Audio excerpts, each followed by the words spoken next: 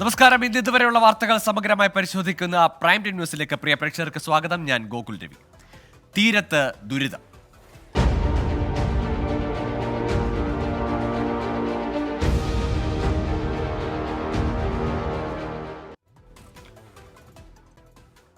കള്ളക്കടൽ പ്രതിഭാസത്തിന്റെ ഭാഗമായി സംസ്ഥാനത്ത് വിവിധയിടങ്ങളിൽ കടൽ കയറി. തിരുവനന്തപുരം പൂത്തുറയിൽ കടലാക്രമണത്തിൽ വീടുകൾ ഭാഗികമായി തകർന്നു. കൊല്ലത്ത് തീരമേഖലയിലും കടലാക്രമണമുണ്ടായി. തൃശൂർ കൊടുങ്ങല്ലൂരിലും ആലപ്പുഴ ആറാട്ടുപുഴയിലും കടൽ കയറി. അതേസമയം നിയന്ത്രണം ലംഘിച്ചു സഞ്ചാരികൾ ഫോർട്ട് കൊച്ചി ബീച്ചിൽ ഇറങ്ങുന്നതായി പരാതി ഉയർന്നു. ഇന്നലെ രാത്രിയോടെയാണ് കള്ളക്കടൽ പ്രതിഭാസം രൂക്ഷമായത്. തിരുവനന്തപുരം പൂത്തുറയിൽ വീടുകളിൽ വെള്ളം കയറിയതോടെ ആളുകളെ മാറ്റിപ്പാർപ്പിച്ചു. ഇന്ന് രാവിലെ കടലാക്രമണം ശക്തമായതിനു പിന്നാലെ പല വീടുകളും ഭാഗികമായി തകർന്നു. ഇന്ന് രാവിലെ മുതൽ കടലടിക്കണമെന്ന് അപ്പുറത്തുനിന്ന് ആൾക്കാർ പറഞ്ഞു. അങ്ങനെ ഞാൻ ഇവിടെ വാതിലിന്റെ ഇവിടെ നിന്നു. ഒരു 7:30 മണിയായപ്പോഴാണ് കടലടിച്ച് ഈ ജനലിന്റെ താഴെയുള്ള ടൈലോടെ ഇങ്ങനെ അടിച്ച് വെളിയിൽ വന്നു. 5 തെങ്ങ് തീരദേശ റോഡിൽ വെള്ളം കയറിയതോടെ ഇതുവഴിയുള്ള ഗതാഗതം ഭാഗികമായി തടസ്സപ്പെട്ടു. കൊല്ലം മുണ്ടയ്ക്കൽ, വെടിക്കുന്ന്, ഇരവിപുരം, ആലപ്പാട് തുടങ്ങിയിടങ്ങളിൽ കടൽക്ഷോഭം രൂക്ഷമായി.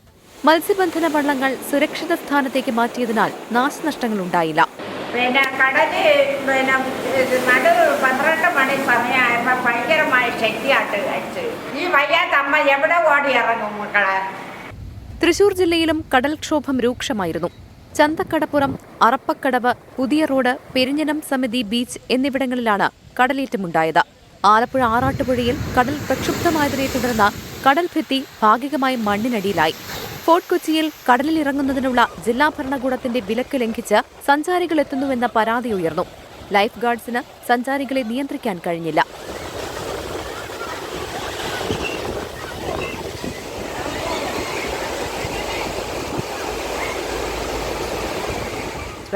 തിരുവനന്തപുരം. കോഴിക്കോടും കടലേറ്റമുണ്ട്. വെസ്റ്റ് ഹിൽസ് ശാന്തിനഗറിൽ കടൽ കയറുന്നു. നിരവധി വീടുകളിൽ വെള്ളം കയറി. രാഹുൽ സുരേഷ് തയ്യാറാക്കിയ റിപ്പോർട്ടിലേക്ക്. കള്ളക്കടൽ പ്രതിഭാസത്തിന്റെ ഭാഗമായുള്ള കടലേറ്റം കോഴിക്കോട് ജില്ലയിലും ഇപ്പോൾ തുടങ്ങിയിരിക്കുകയാണ്. അല്പസമയം മുമ്പാണ് കോഴിക്കോട് വെസ്റ്റ് ഹില്ലിന് സമീപമുള്ള ശാന്തിനഗർ കോളനിയിലെ വിവിധ വീടുകളിൽ വെള്ളം കയറി തുടങ്ങിയിട്ടുള്ളത്. അതിശക്തമായ കടലേറ്റമാണ് ഇപ്പോൾ നിലനിൽക്കുന്നത്.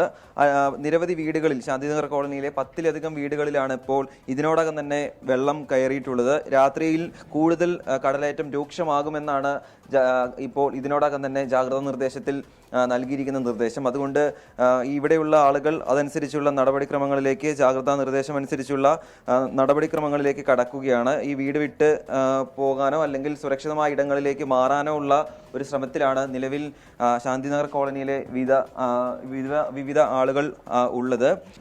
രാത്രിയോട് കൂടിയാണ് ഇപ്പോൾ ഇവിടേക്ക് കടൽ കയറുന്ന ഒരു സാഹചര്യം ഉണ്ടായിട്ടുള്ളത്. ഇവിടെ ആളുകൾ പറയുന്നത് ഈ മേഖലയിൽ ഈ പ്രദേശങ്ങളിൽ കല്ലില്ലാത്തതാണ് കടൽ ഇരച്ചിങ്ങോട് കയറാൻ കാരണമെന്നാണ് പറയുന്നത്. കടൽ കയറത്തിൻ്റെ ഒരു 1.5 മണിക്കൂറിന് പുറത്തായി, ഒരു 2 മണിക്കൂറിട്ട് അതിൻ്റെ പിന്നെ എന്താ സ്ഥിതി നമുക്കൊന്നും പറയാൻ പറ്റില്ല. വെള്ളമാണല്ലോ സംഭവം. എപ്പോഴാണ് കയറാം എപ്പോഴാണ് വരാമെന്നൊന്നും പറയാൻ കഴിയില്ല. വെള്ളം കയറുണ്ട്, നിങ്ങളെ കാണില്ലേ? ഇപ്പോൾ നിങ്ങളെ മുന്നിൽ തന്നെ കണ്ടില്ലേ?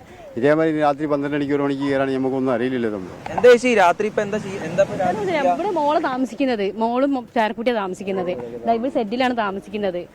പെര അടിച്ചു കഴിഞ്ഞാൽ രാത്രി ഉറങ്ങാനും കഴിയില്ല, പൊരിക്കാനും കഴിയില്ല. ചെറിയ കുട്ടിയാണ്, 6 മാസം കുട്ടിയാണ്. സുരക്ഷിത ഇടങ്ങളിലേക്ക് മാറും. അത് ഇവിടെ തന്നെ നിൽക്കാൻ ആരാണ് ഇപ്പോൾ എല്ലാ സാധനങ്ങളൊക്കെ കെട്ടി ഇപ്പൊ എങ്ങോട്ടാ മാറാൻ പറ്റും? ഇപ്പൊ ഈ സമയത്ത് രാത്രി അല്ലല്ലോ, ബസ് കോള് ഇല്ലാത്തോണ്ട് ആരെയും വിളിച്ചാൽ എല്ലാവരും മാറൊക്കെ ചെയ്യും. എന്തായാലും മാറാൻ പറ്റില്ലല്ലോ. രാത്രി ആരും നമ്മളെ സഹായിക്കാൻ പോകുന്നുണ്ട്. പെട്ടെന്നാണോ കടലേറ്റം ഉണ്ടായതോ? ഇല്ല, രാത്രി ശേഷമാണ് വരാൻ തുടങ്ങി. 8:30 ശേഷം. സാധനങ്ങളൊക്കെ മാറ്റിയോ? സാധനങ്ങളൊക്കെ മാറ്റി ടെറസിന് വെള്ളം കൊണ്ടിട്ടിരുന്നു. അതാണ് നിലവിലെ സാഹചര്യം. ഓരോ മണിക്കൂറുകൾ മുന്നോട്ട് പോകുമ്പോഴും കടൽ കയറി വരുന്നൊരു സാഹചര്യമാണ്. രാത്രി 11:30 വരെ സമാനമായ സാഹചര്യം ഉണ്ടാകും എന്നാണ് കാലാവസ്ഥാ നിരീക്ഷണ കേന്ദ്രം നൽകിയിരിക്കുന്ന ജാഗ്രതാ നിർദ്ദേശത്തിൽ പറയുന്നത്. തീരദേശ മേഖലയിലുള്ള ആളുകളൊക്കെ വീട്ടിലുള്ള സാധനങ്ങൾ സുരക്ഷിതങ്ങളിലേക്ക് മാറ്റുന്ന ഒരു തിരക്കിൽ കൂടിയാണ്. രാത്രിയിൽ എന്ത് സംഭവിക്കുമെന്നുള്ളൊരു ഭയം അവർക്കുണ്ട്. അതനുസരിച്ചുള്ള മുന്നൊരുക്കങ്ങൾ കൂടിയാണ് ഇപ്പോൾ തീരദേശ മേഖലയുള്ളത്. കോഴിക്കോട് വെസ്റ്റ് ഹില്ലിൽ നിന്നും ക്യാമറമാൻ രാജേഷ് വെള്ളരിക്കുണ്ടിനൊപ്പം രാഹുൽ സുരേഷ്, 24. സംസ്ഥാനത്ത് ഉയർന്ന ചൂടിന് ഉടൻ ശമനമില്ല. 11 ജില്ലകളിൽ ചൊവ്വാഴ്ച വരെ ചൂട് കൂടുമെന്നാണ് മുന്നറിയിപ്പ്. 11 ജില്ലകളിലും യെല്ലോ അലർട്ട് പ്രഖ്യാപിച്ചു. കൊല്ലം, തൃശൂർ, ആലപ്പുഴ, കണ്ണൂർ, കോഴിക്കോട് ജില്ലകളിൽ താപനില 39 ഡിഗ്രി സെൽഷ്യസ് വരെ ഉയരുമെന്നാണ് മുന്നറിയിപ്പ്. ബുധനാഴ്ചയോടെ വേനൽ മഴ സജീവമാകുമെന്നാണ് കാലാവസ്ഥാ വകുപ്പിന്റെ പ്രതീക്ഷ. ഇത്തവണ ശക്തമായ മൺസൂൺ ലഭിക്കുമെന്നും കാലാവസ്ഥാ വകുപ്പ് കണക്കുകൂട്ടുന്നു. പ്രാദേശിക വൈദ്യുതി നിയന്ത്രണം ഏർപ്പെടുത്തിയിട്ടും പീക്ക് സമയത്തെ വൈദ്യുതി ആവശ്യകതയിൽ കുറവില്ല. വൈകുന്നേരത്തെ ആവശ്യകത ഇന്നലെ വീണ്ടും ഉയർന്നു. ഇതോടെ നിയന്ത്രണം കൂടുതൽ കടുപ്പിക്കേണ്ടി വരുമെന്ന നിലപാടിലാണ് KSEB. പുന്നപ്ര തീരമേഖലയിൽ വൈദ്യുതി മുടങ്ങിയതോടെ മത്സ്യത്തൊഴിലാളികൾ KSEB ഓഫീസ് ഉപരോധിച്ചു. വൈദ്യുതി നിയന്ത്രണം ഏർപ്പെടുത്തിയെങ്കിലും പ്രതിദിന വൈദ്യുതി ഉപയോഗത്തിൽ നേരിയ കുറവ് മാത്രമാണുള്ളത്. എന്നാൽ പ്രസരണ വിതരണ മേഖലയിൽ ഏറ്റവും കൂടുതൽ പ്രശ്നം സൃഷ്ടിക്കുന്ന പീക്ക് സമയ വൈദ്യുതി ആവശ്യകതയിൽ മാറ്റമില്ല. വൈദ്യുതി ആവശ്യകത മുൻ ദിവസത്തേക്കാൾ ഉയരുകയും ചെയ്തു. ഇന്നലത്തെ പീക്ക് സമയ ആവശ്യകത 5754 മെഗാവാട്ടാണ്. 112.520 ദശലക്ഷം യൂണിറ്റായിരുന്നു ഇന്നലത്തെ ഉപയോഗം. നിയന്ത്രണങ്ങൾ പീക്ക് സമയ ആവശ്യകത കുറയ്ക്കാത്തതിനാൽ കൂടുതൽ നിയന്ത്രണം ഏർപ്പെടുത്തേണ്ടി വരുമെന്നാണ് KSEBയുടെ നിലപാട്. ആവശ്യകതയിൽ കഴിഞ്ഞ വർഷത്തെ അപേക്ഷിച്ച് 15% വർധന, 3 മുതൽ 5% വരെ വർധനയെന്ന ബോർഡിന്റെ കണക്ക് മറികടന്നുള്ള ഉപയോഗമാണ് ഉണ്ടായത്. കഴിഞ്ഞ വർഷം 5024 ശരാശരി ഡിമാൻഡ്. ഇത്തവണ ഡിമാൻഡ് 5854 മെഗാവാട്ടായി ഉയർന്നു. തീരമേഖലയായ പുന്നപ്ര തെക്ക് പഞ്ചായത്തിൽ അപ്രഖ്യാപിതമായി വൈദ്യുതി മുടങ്ങിയതോടെ അർദ്ധരാത്രിയിൽ മത്സ്യത്തൊഴിലാളികൾ പുന്നപ്ര KSEB ഓഫീസ് ഉപരോധിച്ചു. 2:45 വൈദ്യുതി ബന്ധം പുനഃസ്ഥാപിച്ചതോടെയാണ് ഇവർ ഉപരോധം അവസാനിപ്പിച്ച് പിരിഞ്ഞുപോയത്. 24 തിരുവനന്തപുരം. പ്രൈം ടൈം ന്യൂസിലേക്ക് വീണ്ടും. ഇനി ലോക്സഭാ തെരഞ്ഞെടുപ്പ് വാർത്തകൾ. ICL FinCorp 24 ഇലക്ഷൻ സമർപ്പിക്കുന്നത് ICL FinCorp, the intelligent choice. Powered by Asset, responsibly yours. Plaza Premium Gold, the universe's finest ice cream. in association with Durashine Roof and Wall Sheets, ഒരു Tata BlueScope steel ഉൽപ്പന്നം. ACCA CMA CA പഠിച്ച് ജയിക്കാനുള്ള ശരിയായ മാർഗം. എലാൻസ് 0% പണിക്കൂലി, 100% സന്തോഷം. Al Muqtadir jewellery group India UAE. MGM Group of Institutions.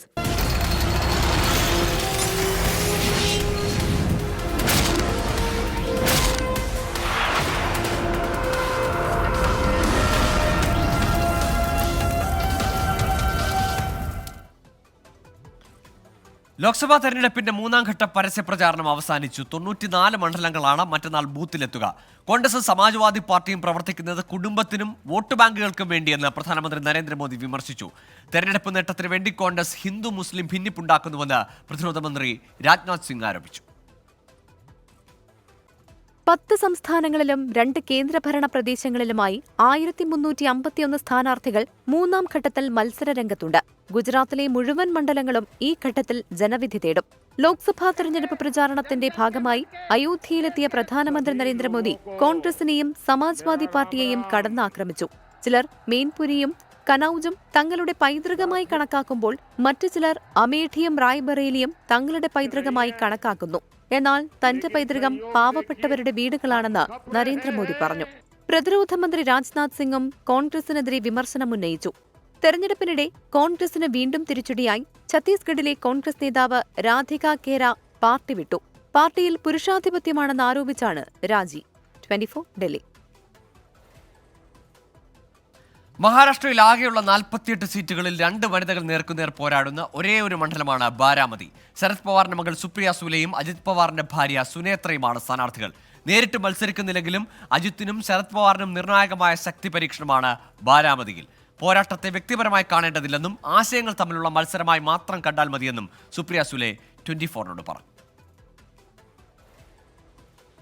രാഷ്ട്രീയ കൊടുങ്കാറ്റിൽ പിളർന്നുപോയ പവാർ കുടുംബത്തിലെ 2 പേർ നേർക്കുനേർ വരുന്ന പോരാട്ടമാണ് ഇത്തവണ ബാരാമതിയിൽ.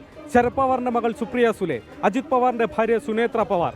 NCP എന്ന പാർട്ടിയുടെയും പവാർ കുടുംബത്തിന്റെയും ഭാവി നിർണ്ണയിക്കുന്ന കടുത്ത പോരാട്ടമാണ് ബാരാമതിയിൽ ഇത്തവണ നടക്കുന്നത്.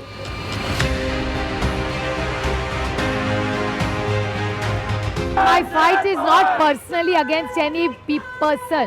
It's an ideological and political fight against the NDA. No an individual. Why blame Sunetra Pawar? She was never even active in politics. യഥാർത്ഥ NCP ഏതെന്ന ചോദ്യത്തിന് തെരഞ്ഞെടുപ്പ് കമ്മീഷൻ അജിത്തിനൊപ്പമാണ്. എന്നാൽ അത് അങ്ങനെയല്ലെന്ന് തെളിയിക്കാൻ ശരത് പവാറിന് കിട്ടുന്ന ഒരു സുവർണ അവസരമാണ് ഇത്തവണത്തെ തെരഞ്ഞെടുപ്പ്. സുപ്രിയ ജയിച്ചാൽ നേതാക്കൾ അജിത്തിനൊപ്പമെങ്കിലും അണികളും വോട്ടർമാരും തനിക്കൊപ്പമെന്ന് ശരത് പവാറിന് തെളിയിക്കാനാകും.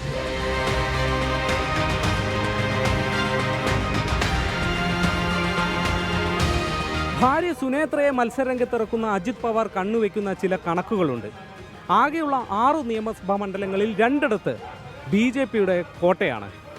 അജിത് പവാറിനുമുണ്ട് 2 മണ്ഡലങ്ങളിൽ വലിയ കരുത്ത്. 1.5 ലക്ഷത്തിലധികം വോട്ടിന് കഴിഞ്ഞ തവണ വിജയിച്ച സുപ്രിയ സുലെയെ ഇത്തവണ മലർത്തിയടിക്കാമെന്ന് അജിത്ത് മോഹിക്കുന്നുണ്ടെങ്കിൽ ആ മോഹത്തിന് ആധാരം ഈ കണക്കുകളാവും.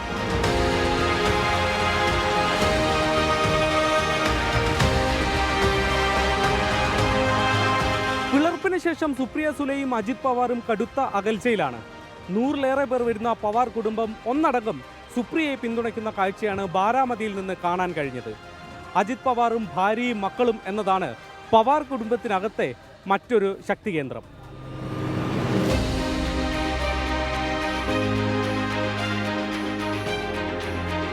I'm willing to speak to him even today because I believe in democracy and dialogue. He doesn't speak. I'm happy to speak to everybody because I believe in democracy. 1964-ൽ ആദ്യമായി നിയമസഭയിലേക്ക് തെരഞ്ഞെടുക്കപ്പെട്ടത് മുതൽ പതിയെ ശരത് പവാറിന്റെ ശക്തമായൊരു കോട്ടയായി ബാരാമതി മാറി. അതുകൊണ്ട് ഏറെ നാളുകൾക്ക് ശേഷമാണ് ഏകപക്ഷീയമായ ഒരു തെരഞ്ഞെടുപ്പിനപ്പുറത്തേക്ക് ശക്തമായ ഒരു രാഷ്ട്രീയ പോരാട്ടം ബാരാമതിക്കാർ അനുഭവിക്കുന്നത്. ബാരാമതിയിൽ നിന്നും വരുൺ വി നായർക്കൊപ്പം ശ്രീനാഥ് ചന്ദ്രൻ, 24. ലൈംഗിക പീഡന കേസിന്റെ അന്വേഷണത്തോട് സഹകരിക്കേണ്ടെന്ന് രാജ്ഭവൻ ജീവനക്കാർക്ക് ഗവർണർ CV ആനന്ദബോസിന്റെ നിർദ്ദേശം. ചോദ്യം ചെയ്യലിന് ഹാജരാകണമെന്നാവശ്യപ്പെട്ട് രാജ്ഭവൻ ജീവനക്കാർക്ക് പോലീസ് സമൻസ് അയച്ച സാഹചര്യത്തിലാണ് ഗവർണറുടെ നടപടി. തന്നെ വലിച്ചു താഴെയിടാൻ ശ്രമിക്കുകയാണെന്ന് CV ആനന്ദബോസ് പ്രതികരിച്ചു. പശ്ചിമബംഗാൾ ഗവർണർ CV ആനന്ദബോസിനെതിരായ ലൈംഗിക പീഡന പരാതി അന്വേഷിക്കുന്ന central division deputy commissioner Indira മുഖർജിയുടെ നേതൃത്വത്തിലുള്ള പ്രത്യേക അന്വേഷണ സംഘം ഒരു പോലീസുകാരനടക്കം രാജ്ഭവനിലെ 4 ജീവനക്കാരോട് മൊഴി നൽകാനെത്തണമെന്നാവശ്യപ്പെട്ടിരുന്നു. എന്നാൽ പോലീസുകാരനൊഴികെ മറ്റ് 3 പേരും ഹാജരായില്ല. തുടർന്ന് നാളെ ഹാജരാകാൻ ആവശ്യപ്പെട്ട് പോലീസ് വീണ്ടും സമൻസ് അയച്ചു. ഇതിനു പിന്നാലെയാണ് അന്വേഷണവുമായി സഹകരിക്കേണ്ട എന്ന് ഗവർണർ CV ആനന്ദബോസ് രാജ്ഭവൻ ജീവനക്കാർക്ക് നിർദ്ദേശം നൽകിയത്. ഗവർണർക്ക് ഭരണഘടനാ പരിരക്ഷയുള്ളതിനാൽ FIR രജിസ്റ്റർ ചെയ്ത് അന്വേഷണം നടത്താൻ പോലീസിന് അധികാരമില്ലെന്ന് ഗവർണർ കത്തിൽ ചൂണ്ടിക്കാട്ടുന്നു. രാജ്ഭവനിലെ കരാർ ജീവനക്കാരും താൽക്കാലിക ജീവനക്കാരും അടക്കമുള്ളവർ പോലീസിന് മുന്നിൽ ഹാജരാകേണ്ട എന്നും പോലീസുമായി യാതൊരു വിധത്തിലുള്ള ആശയവിനിമയവും നടത്തേണ്ട എന്നുമാണ് ഗവർണറുടെ നിർദ്ദേശം. തന്നെ വലിച്ചു താഴെയിടാനുള്ള ശ്രമമാണ് നടക്കുന്നതെന്ന് CV ആനന്ദബോസ് പ്രതികരിച്ചു. ഞങ്ങൾ ഗവർണറുടേതായി ഒരു ഗവർണേഴ്സ് ലെവൽ പ്രഖ്യാപിച്ചിരിക്കുന്നു. ഒരു ടീമുണ്ടാക്കി കളിച്ചോളാൻ പറഞ്ഞു. അതിനുശേഷം ബംഗാളിലെ പല സ്ഥലങ്ങളിലും ഇതുപോലെ സന്തോഷകാരികൾ ആവർത്തിക്കപ്പെടുന്നു. അതിന്റെ ഫലം എനിക്കും കിട്ടി. എന്നെയും വലിച്ചു താഴെയിടാൻ ഒരു ശ്രമം നടക്കുന്നുണ്ട്. അതൊക്കെ ഞാൻ നോക്കിക്കോളാം. കാരണം കൊല്ലംകാരനാണ് ഞാൻ. രാജ്ഭവന്റെ ഇടനാഴിയിലെയും electronic private automatic branch exchange മുറിയിലെയും CCTV ദൃശ്യങ്ങൾ ഹാജരാക്കാനുള്ള പോലീസിന്റെ നിർദ്ദേശവും രാജ്ഭവൻ അവഗണിച്ചിരുന്നു. തുടർ നീക്കങ്ങൾക്കായി പോലീസ് നിയമോപദേശം തേടിയതായാണ് വിവരം. ഏപ്രിൽ 24-നും മെയ് 2-നുമായി ഗവർണർ 2 തവണ ലൈംഗികാതിക്രമം നടത്തിയെന്നാണ് രാജ്ഭവനിലെ കരാർ ജീവനക്കാരിയുടെ പരാതി. 24 ഡൽഹി. മേയറുമായി തർക്കത്തിലേർപ്പെട്ട KSRTC ഡ്രൈവർ യദു ഗതാഗത നിയമം ലംഘിച്ചെന്ന് പോലീസ് റിപ്പോർട്ട്. സംഭവ ദിവസം ബസ് ഓടിക്കുന്നതിനിടെ 1 മണിക്കൂറോളം ഫോണിൽ സംസാരിച്ചുവെന്ന് കാണിച്ച് KSRTCക്ക് റിപ്പോർട്ട് നൽകും. ബസ്സിലെ മെമ്മറി കാർഡ് കാണാതായ സംഭവത്തിൽ പോലീസ് അന്വേഷണത്തിന് ശേഷം നടപടിയെടുക്കുമെന്ന് ഗതാഗത മന്ത്രി KB ഗണേഷ് കുമാർ 24-നോട് പറഞ്ഞു. സിനിമാ താരം റോഷ്നിയുടെ ആരോപണങ്ങളിൽ ചില സത്യങ്ങളുണ്ടെന്നും മന്ത്രി വ്യക്തമാക്കി. മേയറുമായി തർക്കമുണ്ടായ ദിവസം 1 മണിക്കൂറോളം യദു ഡ്രൈവിംഗിനിടെ ഫോണിൽ സംസാരിച്ചതായാണ് പോലീസിന്റെ കണ്ടെത്തൽ. പല തവണയായാണ് ഇത്രയും നീണ്ട ഫോൺ വിളിയെന്നും പോലീസ് സ്ഥിരീകരിച്ചു. ബസ് നിർത്തിയിട്ട് വിശ്രമിച്ചത് 10 മിനിറ്റിൽ താഴെയായതിനാൽ ബസ് ഓടിച്ചുകൊണ്ടായിരുന്നു ഫോൺ ഉപയോഗമെന്നാണ് കണ്ടെത്തൽ. ബസ് ഓടിക്കുന്നതിനിടയിലെ ഫോൺ വിളിയെക്കുറിച്ച് തിരുവനന്തപുരം സിറ്റി പോലീസ് KSRTCക്ക് റിപ്പോർട്ട് നൽകും. ബസ്സിലെ CCTV ദൃശ്യങ്ങളടങ്ങിയ മെമ്മറി കാർഡ് എടുത്തുമാറ്റിയത് യദുവാണോ എന്നും പോലീസിന് സംശയമുണ്ട്. തർക്കമുണ്ടായതിന് പിറ്റേ ദിവസം യദു തമ്പാനൂരിലെ ഡിപ്പോയിൽ നിർത്തിയിട്ടിരുന്ന ബസ്സിന് സമീപത്തെത്തിയെന്ന് സ്ഥിരീകരിച്ചതാണ് സംശയത്തിന് കാരണം. മെമ്മറി കാർഡ് എടുത്തുമാറ്റിയതിൽ പോലീസ് അന്വേഷണത്തിന് ശേഷം നടപടിയെന്ന് മന്ത്രി KB ഗണേഷ് കുമാർ. ക്യാമറയിൽ മെമ്മറി കാർഡ് ഉണ്ടായിരുന്നു എന്നുള്ള യാഥാർത്ഥ്യമാണ്. അതോടൊപ്പം 4 വണ്ടി പാർക്ക് ചെയ്തിരുന്നതിൽ 3 വണ്ടിയിലും അതുണ്ട്. പോലീസ് അന്വേഷിച്ച് വരുമ്പോൾ അവരുടെ കണ്ടെത്തൽ എന്താണെന്ന് നോക്കിയിട്ട് മാത്രമേ നടപടിയുണ്ടാവും. അത് ആരെടുത്തു എന്ന് പോലീസാണ് കണ്ടുപിടിക്കുന്നത്. സിനിമാ താരം റോഷ്നയുടെ ആരോപണത്തിന് പിന്നാലെയുള്ള യദുവിന്റെ ആദ്യ പ്രതികരണം നുണയെന്നും മന്ത്രി പ്രതികരിച്ചു. ഇന്നലെ മാധ്യമങ്ങളിലൊക്കെ ഈ ഡ്രൈവർ പറയുന്നത് ഞാൻ കേട്ടു. അദ്ദേഹം തൃശ്ശൂരിനപ്പുറം പോയിട്ടില്ല എന്നൊക്കെ പറയുന്നുണ്ട്. പക്ഷേ അദ്ദേഹം ഈ വണ്ടി വഴിക്കടവ് വണ്ടി ഓടിച്ചിരുന്നത് ഇദ്ദേഹം തന്നെയായിരുന്നു. ഈ ആക്ട്രസ് പറയുന്നതിൽ പൂർണ്ണമായി സത്യമുണ്ടെന്നുള്ള ഇനി ബാക്കി തെളിവും കൂടെ എടുത്തതിനെ അറിയാൻ പറ്റുന്നുണ്ട്. പക്ഷെ അവർ പറയുന്നതിൽ സത്യമുണ്ട്. അതേസമയം ഗതാഗത മന്ത്രി ഫോണിൽ വിളിച്ച് പിന്തുണ അറിയിച്ചെന്ന് സിനിമാ താരം റോഷ്ന പറഞ്ഞു. വളരെ പോസിറ്റീവായിട്ടാണ് അദ്ദേഹം ഈ ഒരു വിഷയത്തെ നമ്മളോട് സംസാരിച്ചിരിക്കുന്നത്. എന്തായാലും എനിക്ക് നീതി കിട്ടും എന്ന് ഞാൻ പ്രതീക്ഷിക്കുന്നു. അദ്ദേഹത്തിൻ്റെ കോളിലൂടെ മനസ്സിലാക്കിയത് അദ്ദേഹം നമുക്ക് സപ്പോർട്ടായിട്ടുള്ള രീതിയിലാണ് സംസാരിക്കുന്നതെന്നാണ് ഞാൻ വിശ്വസിക്കുന്നത്. ബസ് തടഞ്ഞതിന് മേയർ ആര്യ രാജേന്ദ്രനും സച്ചിൻ ദേവ് MLAയ്ക്കുമെതിരെ ചുമത്തിയത് ദുർബല വകുപ്പുകളെന്ന ആക്ഷേപമുണ്ട്. അന്യായമായി സംഘം ചേരൽ, പൊതുശല്യം ഉണ്ടാക്കൽ തുടങ്ങിയ വകുപ്പുകൾ ചുമത്തിയാണ് കന്റോൺമെന്റ് പോലീസ് ഇന്നലെ കേസെടുത്തത്. 24 തിരുവനന്തപുരം. ഇപ്പോൾ വരുന്ന വാർത്തയിലേക്ക്. തിരുവനന്തപുരം കിളിമാനൂരിൽ ബേക്കറിയിൽ തീപിടുത്തം. ഫയർഫോഴ്സ് എത്തി തീ അണയ്ക്കുന്നു. AV ജയശങ്കർ ഉണ്ട് വിശദാംശങ്ങളുമായി. ജയശങ്കർ, എപ്പോഴാണ് തീപിടുത്തം ഉണ്ടായത്? തൊട്ടടുത്ത് മറ്റ് കടകളൊക്കെ ഉണ്ടോ? അപകട സാധ്യത മറ്റ് എന്തെങ്കിലും ഉണ്ടോ? അതായത് ഗോകുൽ, അല്പസമയം മുമ്പാണ് കിളിമാനൂർ ജംഗ്ഷനിലെ ബേക്കറിയിൽ തീപിടുത്തമുണ്ടായത്. ഫയർഫോഴ്സ് എത്തി തീ കെടുത്താനുള്ള ശ്രമം തുടരുകയാണ്. വെഞ്ഞാറമൂടിൽ നിന്നും 2 യൂണിറ്റ് ഫയർഫോഴ്സ് എത്തിയാണ് ആ തീ നിയന്ത്രണ വിധേയമാക്കാനുള്ള ശ്രമം തുടരുന്നത്. അടുത്തുള്ള കടകളിലേക്കും മറ്റും ഇതുവരെ തീ പടർന്നിട്ടില്ല. എന്തായാലും തീ അല്പസമയത്തിനുള്ളിൽ നിയന്ത്രണ വിധേയമാക്കാനാകുമെന്നാണ് ഫയർഫോഴ്സിന്റെ വിലയിരുത്തൽ. എന്തായാലും കടയിൽ ഉൾപ്പെടെ ബേക്കറി ഐറ്റംസ് ഉൾപ്പെടെ നിലവിൽ കത്തി നശിച്ചൊരു സാഹചര്യമാണ് ഉള്ളത്. ഷോർട്ട് സർക്യൂട്ടാണ് ഇത്തരത്തിലൊരു അപകടത്തിന് കാരണമെന്നാണ് ഫയർഫോഴ്സിന്റെ പ്രാഥമിക വിവരം.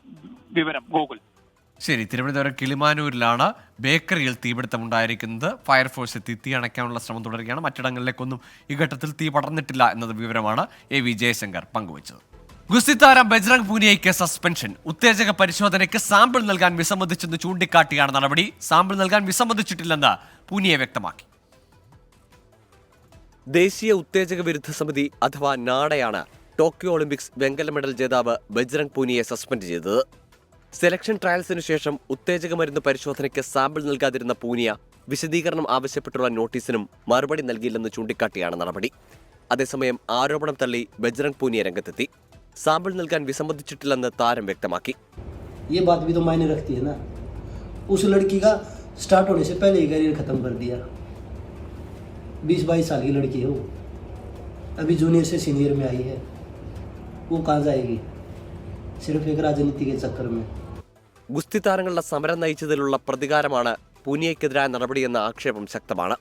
ബ്രിജ്ഭൂഷൺ സിംഗിനെതിരെ നടപടിയെടുക്കാത്തതിനെ തുടർന്ന് പത്മശ്രീ പുരസ്കാരം പൂനിയെ തിരിച്ചു നൽകിയിരുന്നു. ബ്രിജ്ഭൂഷൺ സിംഗിന്റെ മകൻ കരൺ ഭൂഷൺ സിംഗിനെ കൈസർഗഞ്ചിൽ സ്ഥാനാർത്ഥിയാക്കാനുള്ള തീരുമാനത്തിലും പൂനിയ പ്രതിഷേധം അറിയിച്ചിരുന്നു. പാരീസ് ഒളിമ്പിക്സിന് യോഗ്യത നേടാൻ ഈ മാസം അവസാനം നടക്കുന്ന ട്രയൽസിൽ പൂനിയയ്ക്ക് അവസരമുണ്ട്. News desk 24. ലൈംഗികാതിക്രമ കേസിൽ അറസ്റ്റിലായ കർണാടക മുൻ മന്ത്രിയും JDS നേതാവുമായ HD രേവണ്ണയെ 4 ദിവസത്തെ പോലീസ് കസ്റ്റഡിയിൽ വിട്ടു. കൂടുതൽ വിവരങ്ങൾ ശേഖരിക്കാൻ വിശദമായി ചോദ്യം ചെയ്യണമെന്ന അന്വേഷണ സംഘത്തിന്റെ വാദം അംഗീകരിച്ചാണ് കോടതിയുടെ ഉത്തരവ്. രേവണ്ണയുടെ മകൻ പ്രജ്വൽ രേവണ്ണ ഉടൻ കീഴടങ്ങിയേക്കുമെന്നാണ് സൂചന. വൈകിട്ട് 7 മണിയോടെയാണ് വൈദ്യപരിശോധന പൂർത്തിയാക്കി HD രേവണ്ണയെ മജിസ്ട്രേറ്റിന് മുന്നിൽ ഹാജരാക്കിയത്. രജിസ്റ്റർ ചെയ്ത 2 കേസുകളിലും ഗുരുതര വകുപ്പുകൾ ചുമത്തിയതിനാൽ രേവണ്ണയുടെ ജാമ്യാപേക്ഷ മജിസ്ട്രേറ്റ് തള്ളി. വിശദമായ ചോദ്യം ചെയ്യൽ ആവശ്യമാണെന്ന അന്വേഷണ സംഘത്തിന്റെ വാദവും കോടതി അംഗീകരിച്ചു. ഈ മാസം 8 വരെയാണ് രേവണ്ണയുടെ കസ്റ്റഡി കാലാവധി. തനിക്കെതിരെയുള്ള നടപടി രാഷ്ട്രീയ ഗൂഢാലോചനയെന്ന് HD രേവണ്ണ ആരോപിച്ചു. 40 ವರ್ಷ ರಾಜಕೀಯದಲ್ಲಿ ಯಾವುದೇ ಅಪಾತೆ ಇಲ್ಲ.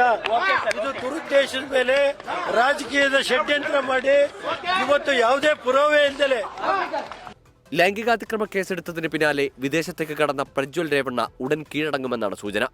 അന്വേഷണ സംഘത്തിന് മുന്നിൽ ഹാജരാകാൻ ഇനിയും വൈകിയാൽ പ്രജ്വലിനെ പിടികൂടാൻ ഇന്റർപോളിന്റെ സഹായം തേടും. ഇതിനായി ഇന്റർപോളിന്റെ ഇന്ത്യയിലെ ഏജൻസിയായ CBIക്ക് കർണാടക സർക്കാർ അപേക്ഷ നൽകും.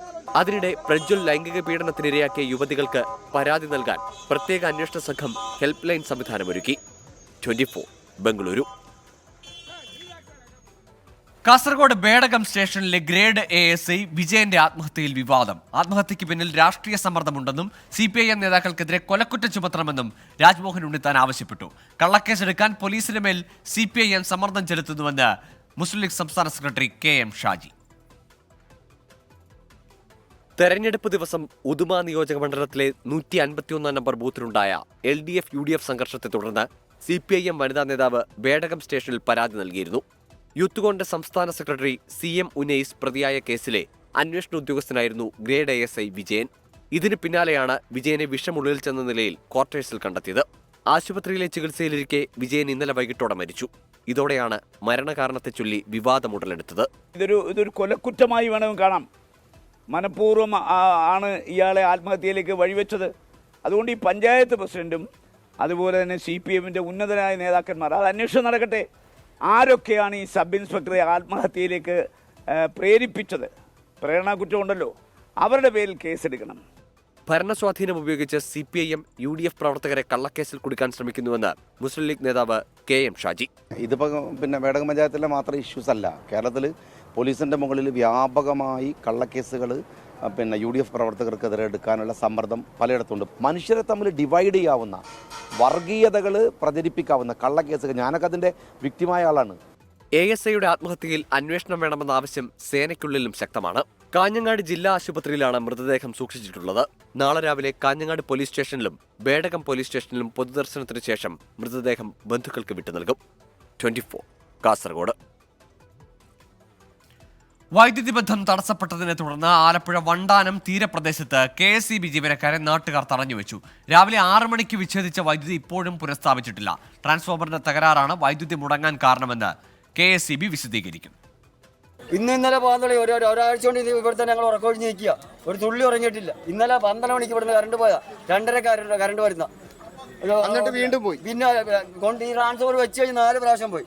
ഇപ്പൊ അവർ തൊഴിലാളികൾ നിൽക്കുമ്പോൾ തന്നെ പൊട്ടിപ്പോയി. 2 പ്രാവശ്യം പൊട്ടിത്തെറിച്ചു. അവർ നിൽക്കുക 2 പ്രാവശ്യം പൊട്ടിത്തെറിച്ചു. ജനങ്ങൾ അനുഭവിക്കുന്ന ഒരു പരിധിയില്ല. എല്ലാത്തിനും പൊടിക്കുഞ്ഞുങ്ങളും രോഗികളായ വൃദ്ധന്മാരും എല്ലാം കിടക്കുന്ന നാടായത്.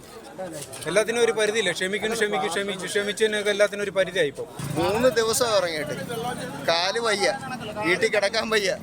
കാല് വേണമെങ്കിൽ കാണിച്ചു തരാം, അത് കുഴപ്പമില്ല. പക്ഷെ അതിൻ്റെ അല്ല, നമ്മൾ ഇത്രയും ബുദ്ധിമുട്ടി നമ്മുടെ കൊച്ചു കുഞ്ഞുങ്ങളുമായിട്ട് നമ്മൾ ജീവിക്കുന്നേ. പക്ഷെ എന്ത് ചെയ്യാനാ, ഈ പുന്നപ്ര KSEBിൽ ഒരു തുമ്മൽ വന്നു കഴിഞ്ഞാൽ ആ സെക്കൻഡ് കറണ്ട് പോവുക. CPIM ജില്ലാ നേതൃത്വവുമായി ഇടഞ്ഞു നിൽക്കുന്ന ദേവികുളം മുൻ MLA S രാജേന്ദ്രൻ വീണ്ടും BJP സംസ്ഥാന നേതാക്കളുമായി കൂടിക്കാഴ്ച നടത്തി. BJP സംസ്ഥാന വൈസ് പ്രസിഡന്റ് J പ്രമീള ദേവി, മധ്യമേഖലാ പ്രസിഡന്റ് N ഹരി എന്നിവരുടെ നേതൃത്വത്തിലായിരുന്നു മൂന്നാറിലെ കൂടിക്കാഴ്ച. കേന്ദ്ര നേതൃത്വവുമായി നടത്തിയ ചർച്ചയിൽ മുന്നോട്ട് വെച്ച ഉപാധികൾ അംഗീകരിച്ചാൽ രാജേന്ദ്രന്റെ BJP പ്രവേശനം ഉടൻ ഉണ്ടാകുമെന്നാണ് സൂചന. രാജേന്ദ്രന്റെ BJP പ്രവേശന സാധ്യതയ്ക്ക് ബലം നൽകുന്നതാണ് പുതിയ കൂടിക്കാഴ്ച. തെരഞ്ഞെടുപ്പുമായി ബന്ധപ്പെട്ട് S രാജേന്ദ്രനെ അനുകൂലിക്കുന്ന തോട്ടം തൊഴിലാളികളെ CPM പ്രവർത്തകർ മർദ്ദിച്ചുവെന്ന ആരോപണം ഉയർന്നിരുന്നു. ഇത് പരിശോധിക്കുന്നതിനാണ് BJP നേതാക്കൾ മൂന്നാറിലെത്തിയത്. ഇതിനു പിന്നാലെയാണ് രാജേന്ദ്രന്റെ ഇക്ക നഗറിലെ വസതിയിലെ കൂടിക്കാഴ്ച. BJP നേതാക്കൾ തന്നെ കൂടിക്കാഴ്ചയുടെ ദൃശ്യങ്ങൾ പുറത്തുവിട്ടു. രാജേന്ദ്രനൊപ്പം നിരവധി തോട്ടം തൊഴിലാളികൾ BJPയിലേക്ക് എത്തുമെന്നാണ് നേതാക്കളുടെ വാദം. പ്രകാശ് ജാവ്ദേക്കറുമായി ഡൽഹിയിൽ നടത്തിയ കൂടിക്കാഴ്ചയ്ക്ക് പിന്നാലെ BJPയിലേക്കില്ല എന്ന് S രാജേന്ദ്രൻ വ്യക്തമാക്കിയിരുന്നു. ഇതുതന്നെ S രാജേന്ദ്രൻ ഇന്നും ആവർത്തിച്ചു. 24 ഇടുക്കി. ലോക്സഭാ തെരഞ്ഞെടുപ്പ് പ്രചാരണത്തിന് സ്ഥാപിച്ച ബോർഡുകളും പോസ്റ്ററുകളും കൊടിതോരണങ്ങളും നീക്കം ചെയ്യാൻ ആഹ്വാനം ചെയ്ത് CPIM സംസ്ഥാന സെക്രട്ടേറിയറ്റ്. മുഴുവൻ പ്രചാരണ സാമഗ്രികളും ഈ മാസം 10-നകം നീക്കം ചെയ്യണം. ഇതിനായി പാർട്ടി നേതാക്കളും പ്രവർത്തകരും രംഗത്തെത്തണമെന്നും പ്രസ്താവനയിൽ പറയും. SNC ലാവ്ലിൻ കേസ് സുപ്രീം കോടതി ബുധനാഴ്ച വീണ്ടും പരിഗണിക്കും. അന്തിമവാദത്തിനായാണ് കേസ് ബുധനാഴ്ചത്തേക്ക് ലിസ്റ്റ് ചെയ്തത്. ജസ്റ്റിസുമാരായ സൂര്യകാന്ത്, KV വിശ്വനാഥ് എന്നിവരാകും കേസ് പരിഗണിക്കുക. 112ാം ഇനമായാണ് കേസ് ലിസ്റ്റ് ചെയ്തിരിക്കുന്നത്. കഴിഞ്ഞ ആഴ്ച 2 ദിവസം ലിസ്റ്റ് ചെയ്തിരുന്നെങ്കിലും കേസ് പരിഗണിച്ചില്ല. മറ്റു കേസുകളുടെ വാദം നീണ്ടുപോയതിനാൽ കേസ് മാറ്റിവെക്കുകയായിരുന്നു. പ്രൈം ടൈം ന്യൂസിലേക്ക് വീണ്ടും. ദേശീയ തലത്തിലെ മെഡിക്കൽ പ്രവേശന പരീക്ഷയായ നീറ്റ് പൂർത്തിയായി. രാജ്യത്ത് 24 ലക്ഷത്തിലേറെ വിദ്യാർത്ഥികളാണ് രജിസ്റ്റർ ചെയ്തിരുന്നത്. സംസ്ഥാനത്ത് 1.44 ലക്ഷം പേർ പരീക്ഷ എഴുതി. പരാതികൾക്കിട നൽകാതെ സംസ്ഥാനത്ത് നീറ്റ് പരീക്ഷ പൂർത്തിയായി. ഭൂരിഭാഗം പരീക്ഷാർത്ഥികളും അഡ്മിറ്റ് കാർഡിൽ നിർദ്ദേശിച്ച സമയത്ത് തന്നെ പരീക്ഷാ കേന്ദ്രങ്ങളിലെത്തി. തുടർന്ന് കർശന ദേഹപരിശോധന. ആഭരണങ്ങൾ, ഷൂസ്, ഉയരമുള്ള ചെരുപ്പ് തുടങ്ങിയവ ഒഴിവാക്കി. കടുത്ത വേനലിന്റെ പശ്ചാത്തലത്തിൽ സുതാര്യമായ വെള്ളക്കുപ്പിക്ക് മാത്രമായിരുന്നു അനുവാദം. എക്സാം കുഴപ്പമില്ല. ക്വസ്റ്റ്യൻസ് ചിലതൊക്കെ വന്ന് ചിലത് വന്നില്ല. അത്ര കോൺഫിഡന്റ് കുഴപ്പമില്ലായിരുന്നു. ഇല്ല. രാജ്യത്തിനകത്തും പുറത്തുമായി 24 ലക്ഷം വിദ്യാർത്ഥികളാണ് നീറ്റ് പരീക്ഷ എഴുതിയത്. ക്രമക്കേട് ഒഴിവാക്കാൻ AI സാങ്കേതിക വിദ്യയുടെ സഹായത്തോടെയുള്ള CCTV ക്യാമറകളടക്കം പരീക്ഷാ നടത്തിപ്പിനായി ഉപയോഗിച്ചിരുന്നു. 24 തിരുവനന്തപുരം. പൂഞ്ചിലെ ഭീകരാക്രമണത്തിന് ചൈനീസ് സഹായം ലഭിച്ചതായി പ്രാഥമിക നിഗമനം. ചൈനീസ് ബുള്ളറ്റുകളാണ് ആക്രമണത്തിന് ഉപയോഗിച്ചതെന്ന് കണ്ടെത്തൽ. മേഖലയിൽ ഭീകരർക്കായുള്ള തെരച്ചിൽ പുരോഗമിക്കുകയാണ്. വ്യോമസേനയുടെ വാഹനവ്യൂഹത്തിന് നേരെയുള്ള ആക്രമണത്തിൽ ഭീകരർ ഉപയോഗിച്ചത് M4A1 ടൈപ്പ് 56-1 അസോൾട്ട് റൈഫിളുകൾ എന്നാണ് കണ്ടെത്തൽ. ഇവയിൽ ഉപയോഗിച്ചത് ചൈനീസ് സ്റ്റീൽ കോർ ബുള്ളറ്റുകളെന്നും സൈന്യം തിരിച്ചറിഞ്ഞു. ചൈനീസ് സൈബർ വാർഫെയർ വിദഗ്ധർ കഴിഞ്ഞയാഴ്ച പാകിസ്ഥാൻ മിലിറ്ററിയുടെ സ്ട്രാറ്റജിക് പ്ലാനിംഗ് ഡിവിഷൻ സന്ദർശിച്ചിരുന്നു. ഇതെല്ലാം പരിശോധിച്ചാണ് ആക്രമണത്തിന് ചൈനീസ് സഹായം ലഭിച്ചെന്ന നിഗമനത്തിൽ സൈന്യമെത്തിയത്. സൈനിക നടപടിയുടെ ഭാഗമായി പൂഞ്ചിലെ ഷാസിദാർ മേഖലയിൽ പ്രത്യേക സംഘത്തെ ഹെലികോപ്റ്ററിൽ എയർ ഡ്രോപ്പ് ചെയ്തു. ഭീകരാക്രമണത്തിൽ വീരമൃത്യു വരിച്ച സൈനികന് വ്യോമസേന ആദരവർപ്പിച്ചു. കോർപ്പറൽ വിക്കി പഹാഡയാണ് വീരമൃത്യു വരിച്ചത്. പരിക്കേറ്റ് ഉധംപൂരിലെ സൈനിക ആശുപത്രിയിൽ ചികിത്സയിൽ കഴിയുന്ന 4 പേരിൽ ഒരാളുടെ നില ഗുരുതരമാണ്. വ്യോമസേനയ്ക്ക് നേരെയുണ്ടായ ആക്രമണം ഗൗരവമായി കണ്ടുകൊണ്ടാണ് സേന മറുപടി നൽകാൻ ഒരുങ്ങുന്നത്. 24 ഡൽഹി. തിരുവനന്തപുരം നരുവാമൂട്ടിൽ ഫർണിച്ചർ ഗോഡൌണിലുണ്ടായ തീപിടുത്തത്തിൽ വ്യാപക നാശനഷ്ടം. 12 യൂണിറ്റ് ഫയർഫോഴ്സ് എത്തിയാണ് തീ നിയന്ത്രണ വിധേയമാക്കിയത്. വൈകിട്ട് 4 മണിയോടെയാണ് തീപിടുത്തമുണ്ടായത്. ഗോഡൌൺ ഉടമയോ തൊഴിലാളികളോ സ്ഥലത്തുണ്ടായിരുന്നില്ല. തീ പടരുന്നത് കണ്ട നാട്ടുകാരാണ് ഫയർഫോഴ്സിനെ വിവരമറിയിച്ചത്. 2.5 കോടി രൂപയുടെ നഷ്ടമുണ്ട്. പള്ളിയിൽ പോയിരുന്ന സമയമായിരുന്നു. ഈ കാണുന്ന ഭാഗത്തെല്ലാം തടി അടുക്കി വെച്ചിരുന്നു. ചെയ്തു വെച്ചത് എന്നാണ്ട് 1.5 കോടി രൂപയുടെ സാധനം വരും. അടുക്കി വെച്ചിരുന്നതാണ്. നെയ്യാറ്റിക്കരയിൽ നിന്നും കാട്ടാക്കടയിൽ നിന്നും തിരുവനന്തപുരത്ത് നിന്നും 6 യൂണിറ്റ് ഫയർഫോഴ്സ് എത്തിയെങ്കിലും തീ കെടുത്താനായില്ല. വെള്ളം തീർന്നതോടെ കൂടുതൽ ഫയർഫോഴ്സ് യൂണിറ്റ് എത്തിയാണ് തീ നിയന്ത്രണ വിധേയമാക്കിയത്. ചൂടാണ്, അങ്ങനെ ആവാം തീപിടുത്തം. അതൊരു കാരണം. അല്ലെങ്കിൽ വേസ്റ്റ് എല്ലാം കത്തിച്ചതിന് വിടുന്നതാവാം. അങ്ങനെയും നാട്ടുകാർ പറയുന്നുണ്ട്. റീസൺ വിശദമായ പഠനത്തിന് പറയാൻ പറ്റത്തുള്ളൂ. 1 കോടിയോളം രൂപയുടെ നഷ്ടമുണ്ടായെന്നാണ് ഗോഡൌൺ ഉടമ പറയുന്നത്. അപകട സാധ്യത കണക്കിലെടുത്ത് സമീപത്തുള്ളവരെ സുരക്ഷിത സ്ഥാനത്തേക്ക് മാറ്റിയിട്ടുണ്ട്. തീപിടുത്തത്തിന്റെ കാരണം അന്വേഷിച്ച് കണ്ടെത്തുമെന്ന് ഫയർഫോഴ്സ് അറിയിച്ചു. 24 തിരുവനന്തപുരം. ചാരിറ്റി വേൾഡ് ട്രസ്റ്റ്, നൂറുമേനി, മേഴ്സി ഹോം എന്നിവരുടെ സംയുക്താഭിമുഖ്യത്തിൽ കോട്ടയം ചങ്ങനാശ്ശേരിയിൽ ഭിന്നശേഷിക്കാരുടെ സംഗമവും അവാർഡ് വിതരണവും നടന്നു. ചങ്ങനാശ്ശേരി അതിരൂപത സഹായമെത്രാൻമാർ തോമസ് തറയിൽ മികവ് 2024 ഉദ്ഘാടനം ചെയ്തു. ജോബ് മൈക്കിൾ MLA അധ്യക്ഷനായി. 50% ശാരീരിക ഭിന്നശേഷിയുള്ള 15 വയസ്സിന് മുകളിൽ പ്രായമുള്ളവരാണ് ചടങ്ങിൽ പങ്കെടുത്തത്. ജില്ലുമോൾ തോമസ് മുഖ്യപ്രഭാഷണം നടത്തി. മികവ് 2024 നമുക്ക് കുറവുകളെ എങ്ങനെ മികവുകളാക്കാമെന്നുള്ള ഒരു എളിയ ശ്രമമാണ് നമ്മളിവിടെ നടക്കുന്നത്. നമ്മുടെ ഭിന്നശേഷിക്കാരായ സഹോദരങ്ങളെ എങ്ങനെ നമുക്ക് അവരുടെ ഈ ഒരു ബുദ്ധിമുട്ടുകളിൽ സഹായിക്കാൻ വേണ്ടിയിട്ടുള്ള ഒരു പരിപാടിയാണ് ഇന്നിവിടെ സംഘടിപ്പിച്ചിരിക്കുന്നത്. ഒരു 200ഓളം പേരെ ഭിന്നശേഷിക്കാരാണ് ഇവിടെ ഇന്ന് ഒത്തുചേർന്നിരിക്കുന്നത്. അവർക്ക് നല്ലൊരു സമ്മാനവും ഒരു ക്യാഷ് അവാർഡും കൊടുത്തുകൊണ്ട് അവരെക്കുറിച്ച് കൂടുതലായിട്ട് പഠിച്ച് അവരെ നമുക്ക് എങ്ങനെ സഹായിക്കാൻ വേണ്ടി പറ്റും, അവർക്ക് അതിനുള്ളൊരു കർമ്മ പദ്ധതി നമ്മൾ തയ്യാറാക്കാൻ വേണ്ടിയിട്ടാണ്. അവരെക്കുറിച്ച് കൂടുതൽ എല്ലാവർക്കും പല രീതിയിലുള്ള ബുദ്ധിമുട്ടുകൾ അനുഭവിക്കുന്ന ആൾക്കാരാണ് ഇവിടെ ചേർന്നിരിക്കുന്നത്. അവർക്ക് ഓരോരുത്തർക്കും അവരുടെ ഓരോ വ്യക്തിപരമായിട്ടുള്ള ഓരോ പ്രോഗ്രാമാണ് നമുക്ക് പ്ലാൻ ചെയ്യുന്നത്. അതിനു വേണ്ടിയിട്ട് 24 ചാനലിന്റെ എല്ലാ സപ്പോർട്ടും നന്ദി പറഞ്ഞുകൊണ്ട് നിർത്തുന്നു. പ്രൈം ന്യൂസിലേക്ക് വീണ്ടും. മുല്ലപ്പെരിയാർ വിഷയത്തിൽ കേരളം സുപ്രീം കോടതി നിർദ്ദേശം ലംഘിച്ചെന്ന് തമിഴ്നാട്. അണക്കെട്ട് ശക്തിപ്പെടുത്താനുള്ള നീക്കങ്ങൾ കേരളം തടസ്സപ്പെടുത്തുന്നുവെന്ന് സത്യവാങ്മൂലത്തിൽ വിമർശനം. സുരക്ഷാ ഭീഷണി ഉണ്ട് എന്ന് വരുത്തി തീർക്കാനാണ് കേരളത്തിന്റെ ശ്രമമെന്നും തമിഴ്നാട് കുറ്റപ്പെടുത്തി. ചൊവ്വാഴ്ച മുല്ലപ്പെരിയാർ കേസുകൾ സുപ്രീം കോടതി പരിഗണിക്കും. സുപ്രീം കോടതി നിർദ്ദേശങ്ങൾ കേരളം പാലിക്കുന്നില്ലെന്ന് സ്ഥാപിക്കുകയാണ് തമിഴ്നാട് സമർപ്പിച്ച സത്യവാങ്മൂലത്തിന്റെ ലക്ഷ്യം. അണക്കെട്ട് ബലപ്പെടുത്തുന്നതുമായി ബന്ധപ്പെട്ട് 2006-ലും 2014-ലും സുപ്രീം കോടതി നിർദ്ദേശങ്ങൾ പുറപ്പെടുവിച്ചിട്ടുണ്ട്. ഈ വിധികളിലെ ശുപാർശകളും മേൽനോട്ട സമിതി നൽകിയ നിർദ്ദേശങ്ങളും കേരളം നടപ്പാക്കിയിട്ടില്ല. മുല്ലപ്പെരിയാർ അണക്കെട്ട് ശക്തിപ്പെടുത്തിയ ശേഷം സുരക്ഷാ പരിശോധന നടത്തിയാൽ മതിയെന്നും തമിഴ്നാട് സത്യവാങ്മൂലത്തിൽ വ്യക്തമാക്കുന്നു. അണക്കെട്ട് ബലപ്പെടുത്തുന്നതിന് 15 മരങ്ങൾ മുറിക്കാനുള്ള അനുമതി നൽകാൻ കേരളത്തിന് കോടതി നിർദ്ദേശം നൽകണമെന്ന് സത്യവാങ്മൂലം ആവശ്യപ്പെടുന്നുണ്ട്. അണക്കെട്ടിന്റെ സുരക്ഷ സംബന്ധിച്ച് സമഗ്ര പരിശോധന നടത്താൻ നിയമപരമായ അധികാരം അണക്കെട്ടിന്റെ ഉടമകളായ തങ്ങൾക്കാണ്. ആ പരിശോധന 2026 ഡിസംബർ 31-നകം പൂർത്തിയാക്കിയാൽ മതിയെന്ന് സുപ്രീം കോടതി തന്നെ വ്യക്തമാക്കിയിട്ടുണ്ട്. സുപ്രീം കോടതി നിർദ്ദേശങ്ങൾ അടക്കമുള്ളവ കേരളം ലംഘിക്കുന്നത് നിലവിലുള്ള അണക്കെട്ട് സുരക്ഷിതമല്ല എന്ന് വരുത്താനുള്ള ശ്രമത്തിന്റെ ഭാഗമാണ്. പുതിയ അണക്കെട്ട് യാഥാർത്ഥ്യമാക്കുന്നതിനായി ഇങ്ങനെയൊരു സാഹചര്യമൊരുക്കുകയാണ് കേരളത്തിന്റെ ലക്ഷ്യം. അതുകൊണ്ട് സുപ്രീം കോടതി അടിയന്തരമായി വിഷയത്തിൽ ഇടപെടണമെന്ന് ഹർജിയിൽ തമിഴ്നാട് ആവശ്യപ്പെടുന്നു. 24 ഡൽഹി. കൊല്ലം പത്തനാപുരത്ത് കല്ലടയാറ്റിൽ കുളിക്കാനിറങ്ങിയ 2 വിദ്യാർത്ഥികൾ മുങ്ങി മരിച്ചു. കുളനട സ്വദേശിയായ നിഖിലും മഞ്ചള്ളൂർ സ്വദേശി സുജിനുമാണ് മരിച്ചത്. ഇന്ന് വൈകിട്ട് 3 മണിയോടെയാണ് സംഭവം. മഞ്ചള്ളൂർ മഠത്തിൽ മണക്കാട്ട് കടവിൽ കുളിക്കാനിറങ്ങിയ നിഖിൽ അപകടത്തിൽപ്പെടുകയായിരുന്നു. നിഖിലിനെ രക്ഷിക്കാൻ ശ്രമിക്കുന്നതിനിടെയാണ് സുജിൻ ഒഴുക്കിൽപ്പെട്ടത്. നാട്ടുകാരും അഗ്നിരക്ഷാസേനയും ചേർന്ന് ഇരുവരെയും പുറത്തെടുത്തെങ്കിലും മരിച്ചിരുന്നു. ഇരുവരുടെയും മൃതദേഹം പത്തനാപുരം താലൂക്ക് ആശുപത്രിയിലേക്ക് മാറ്റി. കൊച്ചി PS മിഷൻ ഹോസ്പിറ്റലിന്റെ നേതൃത്വത്തിൽ വയോധികർക്കായി വിങ്സ് എന്ന സംരംഭത്തിന് തുടക്കമായി. വയോധികർക്ക് മികച്ച സൗകര്യങ്ങളോടെയുള്ള പാർപ്പിടവും ആരോഗ്യ സംവിധാനങ്ങളും ഒരുക്കുകയാണ് ലക്ഷ്യം. ജസ്റ്റിസ് CN രാമചന്ദ്രൻ നായർ ഉദ്ഘാടനം ചെയ്തു. Senior living and silver economy എന്ന വിഷയത്തിൽ ചർച്ചയും നടന്നു. നടൻ ജനാർദ്ദനൻ, കായികതാരം ആനി വർഗീസ്, ക്യാൻസർ വിദഗ്ധൻ ഡോക്ടർ VP ഗംഗാധരൻ, എഴുത്തുകാരി ശ്രീകുമാരി രാമചന്ദ്രൻ എന്നിവർക്ക് വിങ്സ് ഓഫ് സ്ട്രെങ്ത് ലെഗസി അവാർഡുകൾ സമ്മാനിച്ചു. ഇതോടെ പ്രൈം ടൈം ന്യൂസ് പൂർണ്ണമാകുന്നു. നമസ്കാരം.